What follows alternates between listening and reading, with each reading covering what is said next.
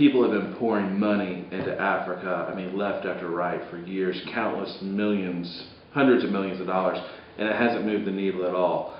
And so we thought, what if we could go in and partner with one village to maybe move that needle?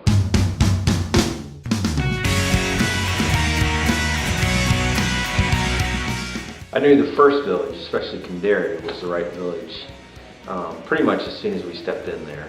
I think I knew when we had the opportunity to sit down with our leadership council. You could see a big difference between it and the other 8 villages that we had visited. That you could tell they really had their act together. You could tell that they had a very specific plan for their village.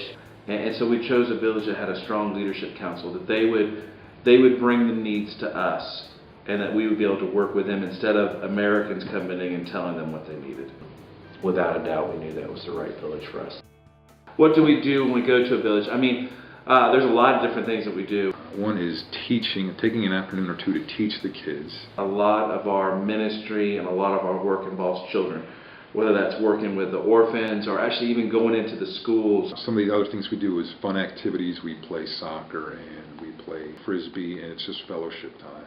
I realized that I was going to go to the Africa trip 3.5 years ago,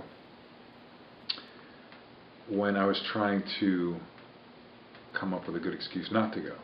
After I realized I had to stop making excuses and listen to what the Holy Spirit was prompting me to do, and relinquish the worldly thoughts of excuses, I decided that it was the proper and the right thing to do.